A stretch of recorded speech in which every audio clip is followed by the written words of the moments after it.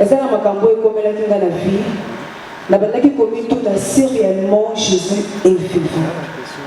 Mais tous les gars qui est béni. Jour mort dans l'année, dans Sambéli, dans l'année. Alors, nous sommes au temps de la fin. Pourquoi là, 6 minutes de louange? Est-ce que ça va 6 minutes de louange? On était ça à 660. Là, on va monter pour la rounade. Adam, il a d'abord, on appelle sa vision, on fait sa provision.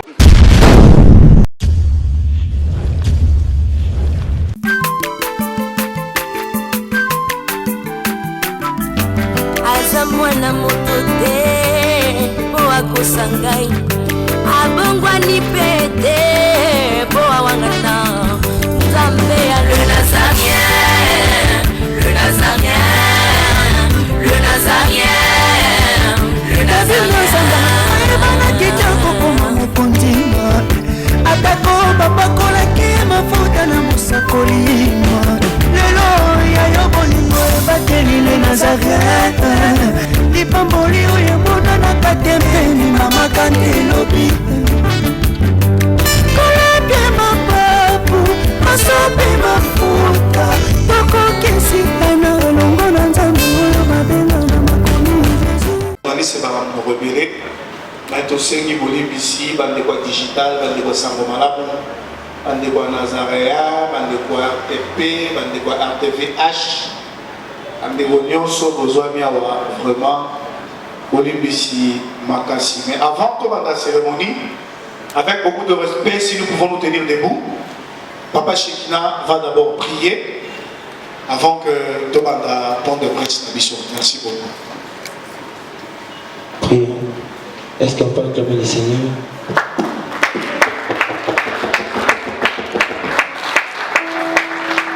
Avant de tout commencer, on va d'abord dire merci à Dieu, Créateur, car il a permis à ce qu'aujourd'hui on puisse se voir. Car dans son calendrier, il savait aujourd'hui, on sera ensemble. Et d'aider, nous,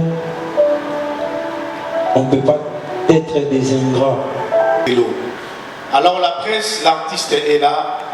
Maman Noélie Grâce, elle est devant nous.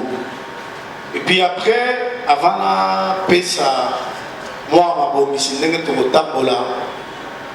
la sœur Noélie Grâce va plus nous parler de l'album. D'ailleurs, elle va commencer introduction, il y a point de presse, la présentation, il y a l'album, pour expliquer Bissot, album, il est vivant. Et puis après, ma question au Soso, Papa Shekina Moutou a pour répondre les questions qu'on va trouver que Maman Noélie, si elle trouve que les amis vraiment ne répondent pas, il y a un caractère, peut-être il y a un angle, il faut répondre. Papa Shekina va ramasser ça rapidement. Alors, les journalistes, nous ne sommes pas dans une émission, mais dans une conférence de presse. Je sais de quoi est-ce que je parle et nous nous connaissons très bien. Donc soyons placides par rapport à nos questions. Elle a fait de son mieux pour être devant la presse. Elle dit qu'il faut libérer Bino rapide parce que la COP est tellement élevé, vous devez partir, mais merci pour la patience de Bino. Alors, ce que tu as pour la présentation officielle de la presse, en principe, il y a un point de presse à Pamba. Avec tout ça, la point de presse à Pamba, tout aussi, il y a un journaliste. Mais tu n'as des bons motifs photo yoka pêcheur. Yoka et n'engagez maka. Et puis après, Tolobi, on n'a que 30 minutes. Tu es pour la sortie. Il y a CD au Bozomona, bande de presse. CD au Bozomona, il est vivant. Les CD, moi, na Oyo, à Botami. Les Lélo, toujours présenté moi, na Oyo. Officiellement. Alors, il y a un moto qui est Milaï, Tobana, mais tout le monde, il y a une chaîne de télévision en place, puis il y a une télévision et internet. Toujours Pessa Malobana, sœur Noélie Grâce. Yende, Aïb Sabiso, pourquoi tu Samani Awa, avec la télévision, a mon coussé. Attends pendant 2 minutes ou 3 minutes. album Il est vivant. Maman Noélie, aux enfants.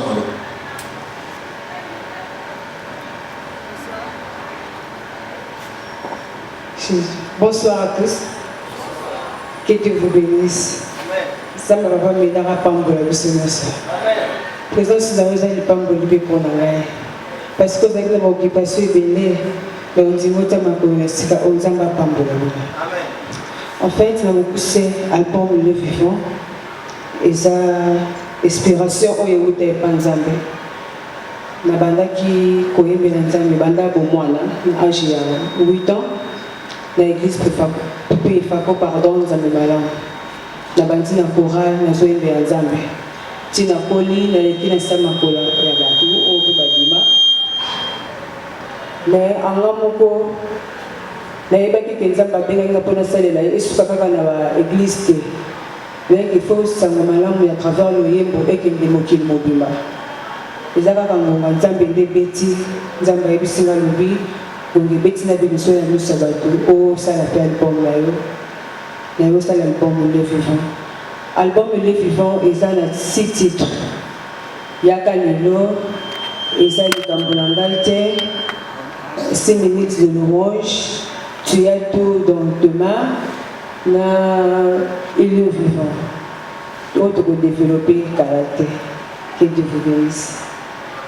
Merci beaucoup, Maman Noélie. Je crois à l'objet d'une manière brève. On a album à l'objet comme on a mot, il est vivant, album où il est Lelo. Et comme ils ont 6 titres, l'objet bien, il est vivant. Ils ont dit il y a Lelo, 6 minutes de louange. Naponama et puis tu as tout.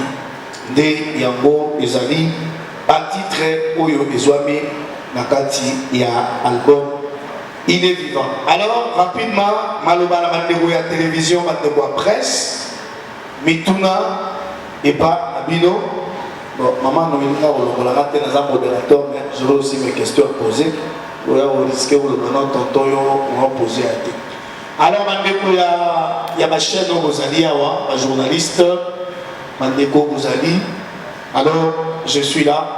Mituna, Bobogi da Bobana. Manya Wanda Botali Dosso.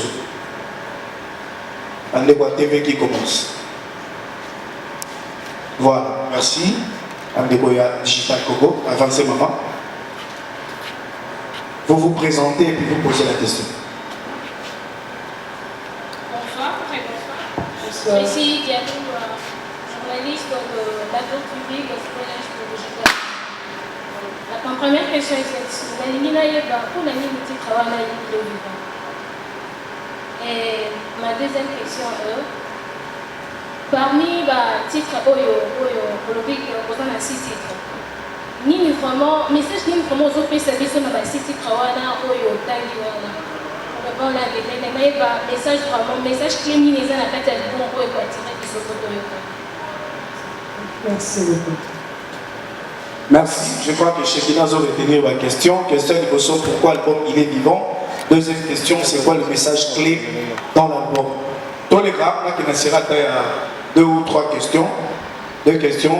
Il y a encore 2 questions à répondre à nous. Hein? Ok, on va bien répondre. Allons-y. Merci beaucoup pour la question. Pourquoi ce titre? Pourquoi le titre Il est vivant? Voilà mon tour de question. Je vais répondre à 2 volets. Premier volet, Il est vivant, je conseille dans mon bail pour le parcours dans la Nzambe. Et ça, je comme la vie. La bataille qui commis tout dans si réellement Jésus est vivant. Mais tous les gars qui est béni. Je vais mourir dans l'année, dans l'assemblée, dans l'année. Dans le de la Zoéba, Azana Bomo, Isabella Gayo. Vous comprendre que Yesu a fait une réponse qu'Azana Bomo. Parce que, comme elle dans la vie, ceux qui n'ont pas dit qu'on l'a pour qu'il n'ait pas dit lobby, dans le pays, il est vivant. La deuxième question, pardon. Deuxième question. Message clé, il est vivant. N'a pas tout. Il est vivant et se porter qu'à espoir dans le Lubaka. Il y a un espoir de mettre ma balle dans Nzambe.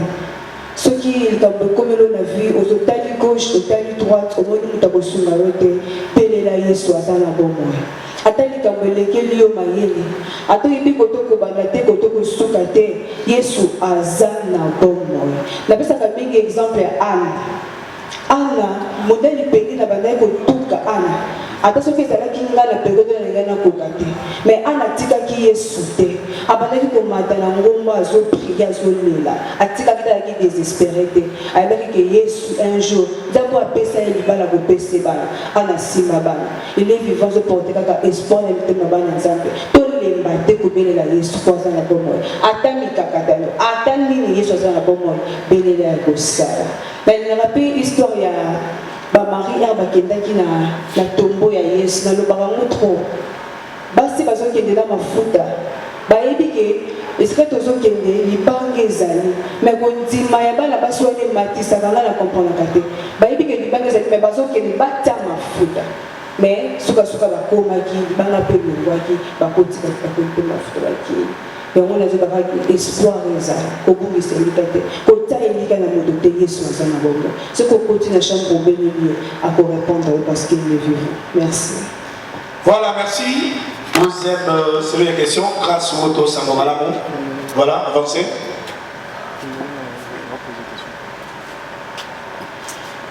Papa, la journée c'est l'entendre, il y a Rovanda. Dans un confort, on a pas musicien. Bonsoir, Sœur Grâce. Bonsoir. Je suis la Sœur Grâce Moto de la télévision Sangomalamo. Vraiment, en fait, Nazareth est hors de l'ordre de j'ai deux questions.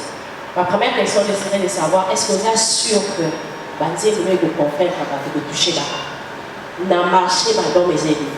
Et ça, quoi, dans le cas de mon temps, est-ce que vous êtes peut-être sûr vraiment que l'on est dans le pays savoué? Parce que l'objectif c'est de toucher une âme.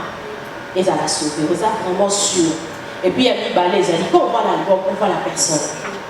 Est-ce que vous avez préparé la gloire aux êtres de la gloire, les atténués que mon avion qu'on y a. Parce que Bélé, tu as jugé mon homme aussi dans le nom de comique. Alors, est-ce que c'est préparé la gloire? Et ça a été le nom de mon album que c'est fait dans Banzé de Mento. Donc, comme il faut bailler Banzé au travers à vous. Alors que Dieu a une bénédiction pour le peuple de Dieu. Même pas seulement le peuple de Dieu, mais même bateau de Bâtiment, Bazar, Bakatano. Vous avez sorti ça. Merci, grâce Moto. Je répète rapidement les questions. À l'objet, il y a un qui m'a dit est-ce que vous assure que Banzé vous le convainc? Parce que sur le marché, l'album est ébélé. L'album est vraiment ébélé. Est-ce que vous assure que Banzé vous petit et vous convainc le peuple de Dieu attaque ceux qui l'album est ébélé dans le marché? Merci beaucoup pour la question, la sœur Grâce. Musala oyo nazosala eza yanga te eza mosala ya bato ya nzambe nga nafandaki na nga te nayebisi nzambe epesanga mongongo yango ya koyembela yo ye moko atali apesi nga ye moko ndenge abandaki makambo na ye je suis sûr akoma nango ntina suka parce que rien n'est impossible à Dieu. Nakibengaki te ye ndabengi nga nayebi ke mosala oyo eza na bitumba ebele me na Yesu nakokoma tina Yesu bakenda toloba mpe kosima nayebi ke banzembo soki libota ya nzambe yoki yango bakokangwaka kuna na kondima moko boye nayebi na banzembo na nga ata mokufi akosemba parce que Jésus est vivant. C'est ça la réponse. Que Dieu vous bénisse, ma sœur. Il y a des questions. Deuxième, ceux qui doivent répondre. Bon, je voulais compléter la question. Premièrement, mon toit dans la promesse, elle sera toujours victorieux. Tu dois savoir où Nzamba Tchaka Tinayo. En est, Azan est loko Nzamba Tchaka Tinaye. P. Azan Makolo.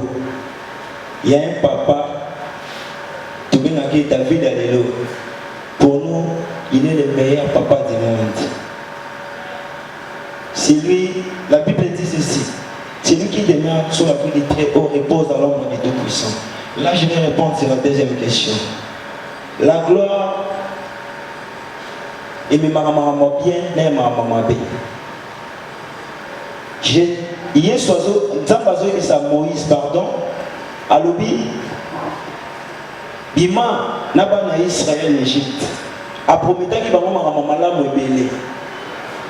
mais ayebisaki bango te ke na nzela okutana na mai ya monana. De même na Josué alobi esika nyonso bonyati epesameli bino, mais ayebisaki bango te liboso na yo okutana na Jéricho. Comme azalaki na Nzambe, ata Jéricho ezalaki liboso ekweyaki.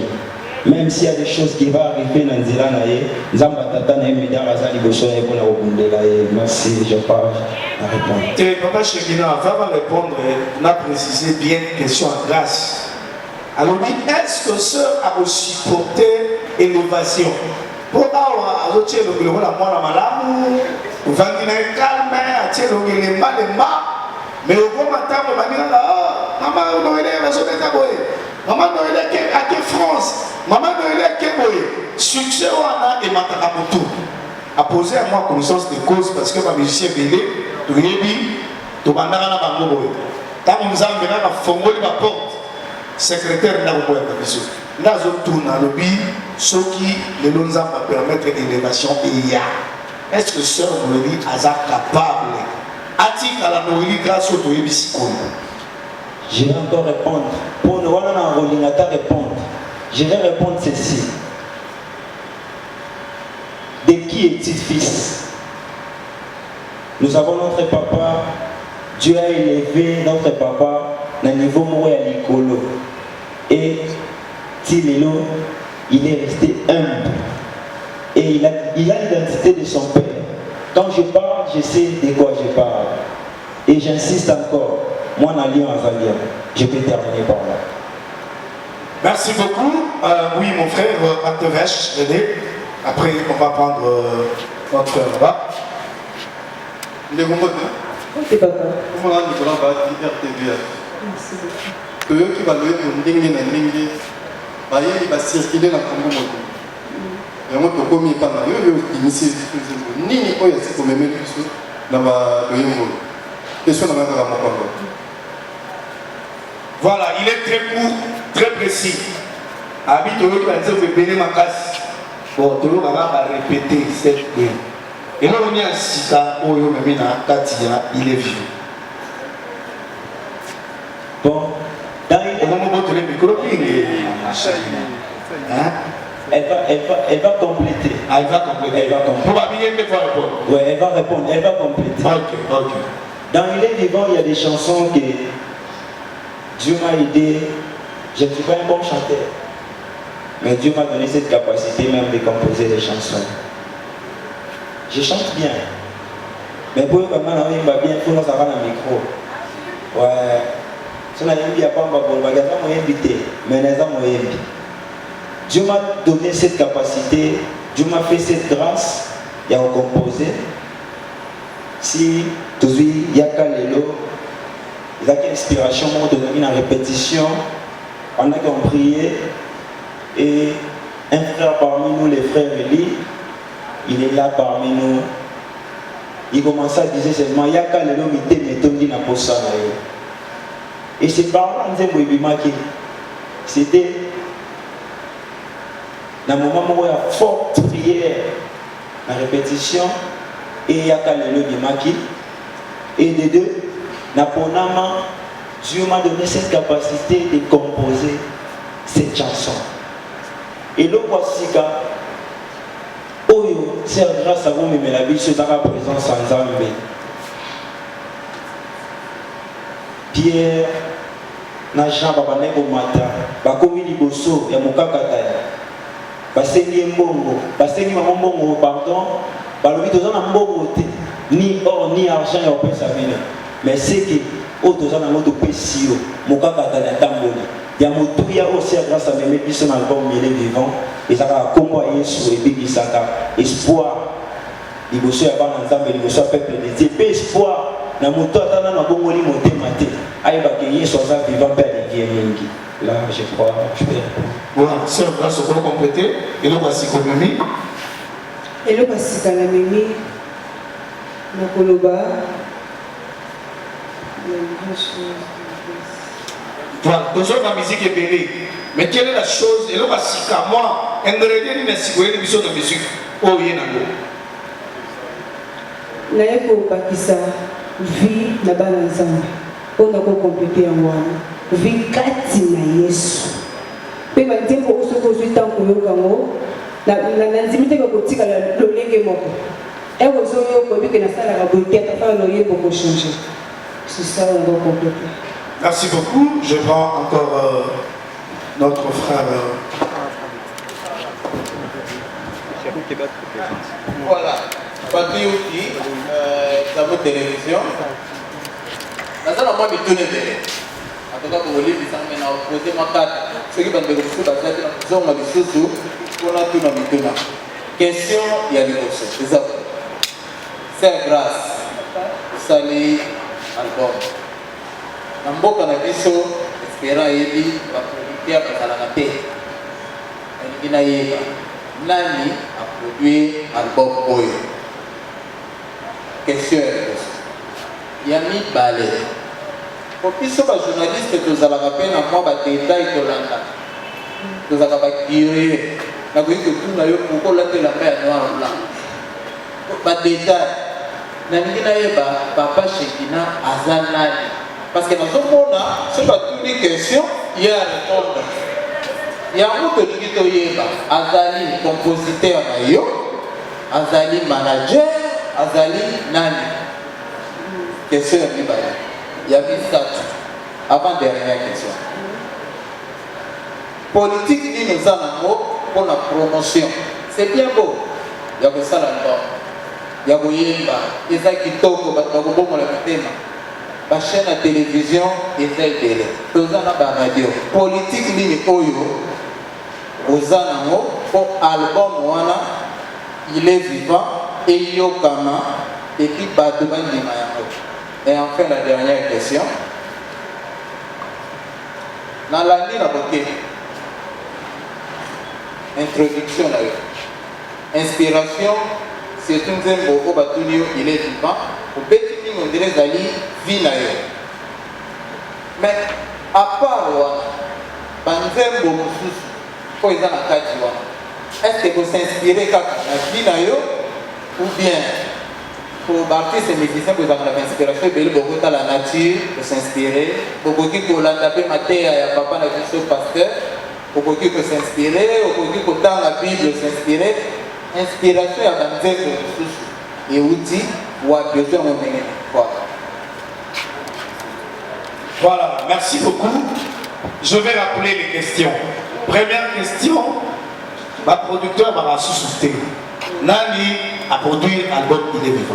Est-ce qu'il y a un producteur ou il n'y a pas un producteur? Donc, il répondre. Bobo, nous allons répéter toutes les questions. Merci pour la question. Nous allons répondre que producteur c'est trop dur. Nazan a producteur, c'est grâce à la producteur. Sauf que Nazan a maman nangai, na papa nangai, oyo nzamba talisi bango grâce aux akati nangai, balobi ki tokotika ngo ke de bokote, totai maboko à continuer musala nzamba. Bazali, papa bazali, maman bazali. J'espère que vous avez répondu à la question. Deuxième question, papa Shekina Zanani. Soki ba pozo que soya wele liko. Aza nani, aza manager, aza compositeur, aza producteur. Bon, aza mususu wana yo mondo oyeba, andi ba ngi ba yeba aza nani. OK, la question est précise. Pour aussi faire la suite. OK, nous allons répondre. Papa Shekina aza producteur que la bande de bonne na ba ki fiancé na ma musafi. Aza fiancé na ngai. Ah bon peut l'amour na pour Oui, dans quelques mois, on va inviter puis c'est une c'est ça. Dans quelques mois. Azo réponse. Azo jouer le rôle de manager. Azo jouer rôle wana, c'est pour cela Azawana. C'est ça. Troisième question. Ma chaîne de télévision Eza ebele. Politique nini oyo otie en place pour que promotion et ça les mandenge et singeli pour que banzembo album oyo et comme la batoniance parce que le autre commune a plus de 300 chaînes de télévision na RDC ba radio ou kolobate. C'est quoi une stratégie pour que bato tout bayoka album il est vivant. Ouais, non, on préférait Papa Shekina répondre depuis dans le vaccin. Bon, papa fiancé répond. Tante Espérance a rassuré sur moi. Bon, là je peux répondre ceci. Politique à Ligoso, je crois bien, nous avons facilité premièrement des tâches. Nous avons Facebook, nous avons WhatsApp, nous avons YouTube. Et puis, nous avons chaîne de télévision. Tout cible qui, je crois bien, nous avons la politique à Ligoso, nous avons Tonton Espérance. La Soukiwana, politique à Ligoso, nous avons Tonton Espérance. Mais pour le succès à Bantembo, il dépend de Tonton Espérance. Il y a besoin de faire vision, après ça rappelle provision. Pour l'objet, Bantembo qui est en Europe, qui est aux États-Unis, qui est au Congo, na Bandundu, ils essaient de faire le Boko. Comme après ça vision, à ça la provision pour Bantembo et Bana. Je peux répondre, c'est tout. Merci. Quatrième question de King Ezagini. Voilà. Alors lui, il est vivant. Et ça le rôle avec un roman autobiographique. On doit mettre des solo na yo. Parce que Tony, Banzembo et Landi, à part qu'il est vivant. Quand il est vivant, sentir le témoignage na yo. Mais à part qu'il est vivant, les enfants Banzembo et Landi, ils ont un témoignage na yo encore. Ton inspiration, ça modèle pour ce qu'il est vivant.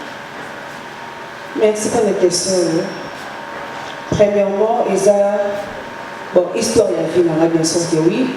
Deuxièmement, ils ont un gars à Saint-Esprit. Troisièmement, Maté à Odoyo Baba. Donc, la sensible, alors, lui, Yozo Bangaté, nous sommes au temps de la fin. Pourquoi là, 6 minutes de louange? Est-ce que ça va 6 minutes de louange? On était pour ça à 660. Là, on va monter pour la hein? Est-ce qu'on va inviter? Merci pour la question. 6 minutes de louange pour Jésus.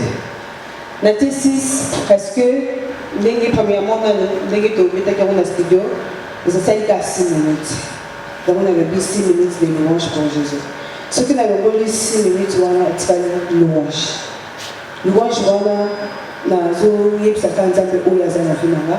na makolo bibalo apesinga ye na bina kaya ope na bina na kaka ye na maboko ya pesinga na pete na kaka ye yango na lakisa na ntembo ya louange wana sisi wana ezaka kuta 6 minutes louange nde na bini ndenge biso tozoloba maboko mibale beta makolo ebina bato bazala bongo bayembela ye na yembeli kaka na babienfait na ye na vi na ngai.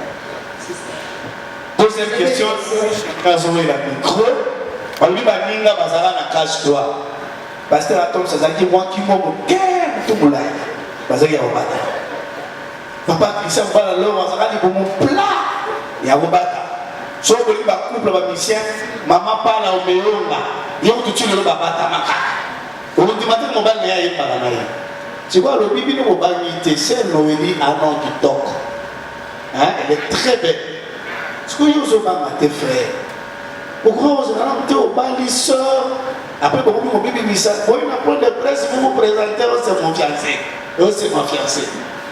Alors, on a vu, et puis on a conseillé aux frères, qui étaient managers de la zone de monde.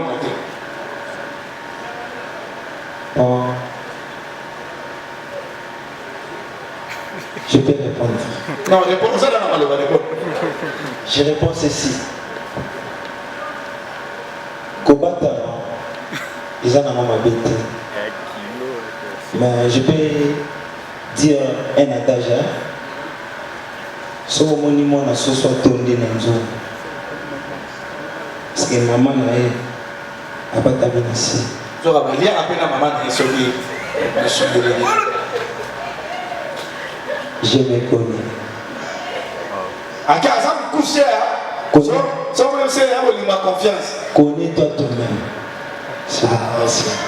Mettez la main à ma boue, voyez-moi si je bien. Faut éviter, on dit si on a la cérémonie, on va dans la souka. Et pas bon, on n'a pas non, tous on a maman digital. Alors rapidement, on a déjà dépassé l'heure parce que la soeur doit prester, on a dépassé l'heure. Le mot l'église, le mot l'orchestre, c'est l'église. Ceux qui ont besoin de son passé, il y a l'église, tous on a passé au Tchago. Donc entre nous, le roi, nous avons un papa médaille, au perception, au fini, ce point de presse. Merci pour la question, ma soeur. Nous sommes la musique où ils a passé. Tous les pensées ébélées. Ma vision est ébélée. Ce qu'on a posé à CD, au Koya, dans le rocher frappé, au posé à CD. Et des éléments qui ont un cap pour musique sur victoire. Et pas, j'ai un cap pour musique dans la maison Samsung, dans CD plus à Koya.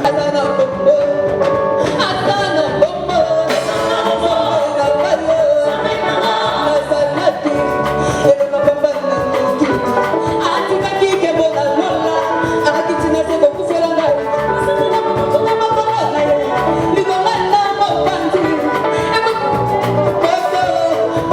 go.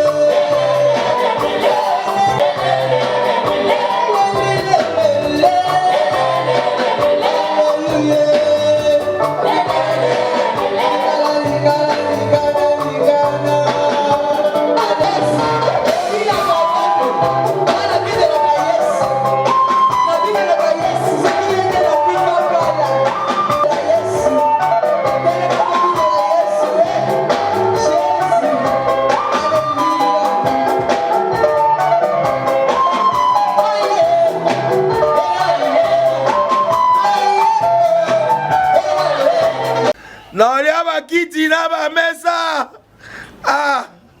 atanya ukondoko namona yo nachayo na mwamba na minito na kata pena katikata saki ya fufu. Oui, alors est-ce que tu bonjour. Boni. Et l'autre côté, et puis qu'il y a mon bureau à travailler tes micros. Donc dès que tu as un galère à niveau 0. Tout ça là, oui. Moi, il y a un bon vraiment mingité.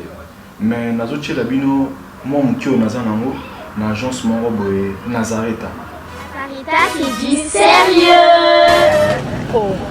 Maman, comment est bon donc yo pesa au fouti mbongo kuna partir à Poto biso to ya to jibilo. Na bengi ya Scotty. Agence moi ifungami comme na Nazareta.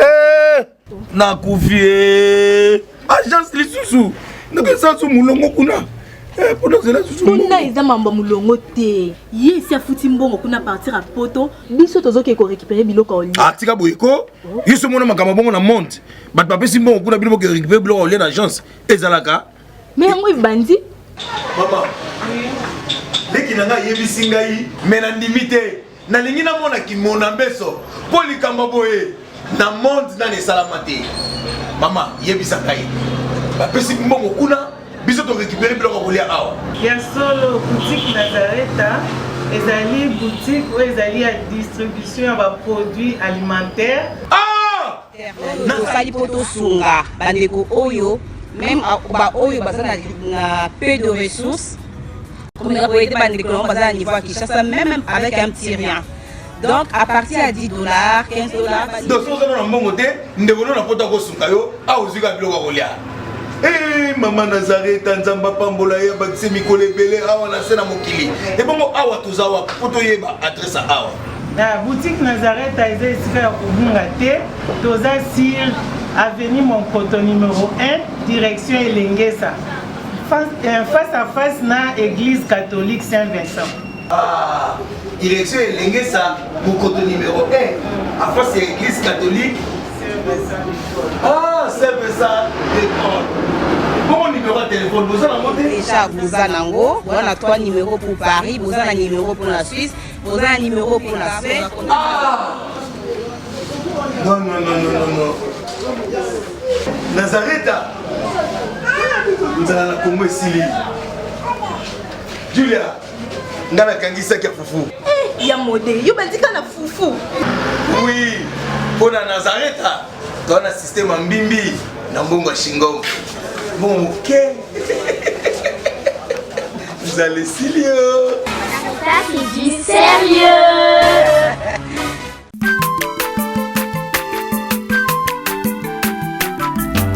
aza mwana moto te po akosa ngai abongwani mpe te po awangata nzambe ya le nazarien, le nazarien, le nazarien, le nazarien.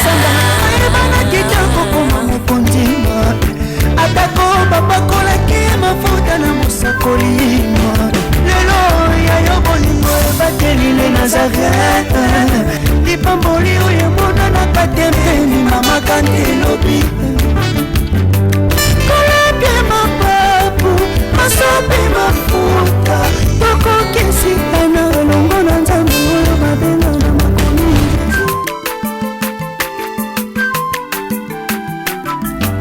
aza mwana moto te po akosa ngai